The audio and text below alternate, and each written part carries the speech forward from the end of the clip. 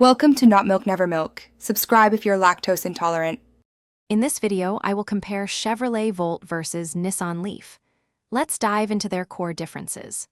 The Volt offers the flexibility of a gasoline engine once its electric range is depleted, making it a great choice for longer trips without range anxiety. The Leaf, on the other hand, is a pure electric vehicle, perfect for those committed to zero emissions and daily charging. When it comes to range, the Volt gives you the best of both worlds. You can handle most daily commutes purely on electricity, then switch seamlessly to gasoline for extended journeys. The Leaf, however, offers a substantial all-electric range, meaning you'll never visit a gas station. This makes it ideal for urban and suburban driving with convenient home charging.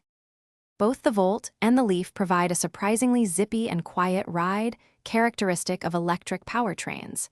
Charging is a key difference. The Volt can be charged or simply refueled with gasoline. The Leaf relies solely on charging, with level 2 chargers being common for home installation.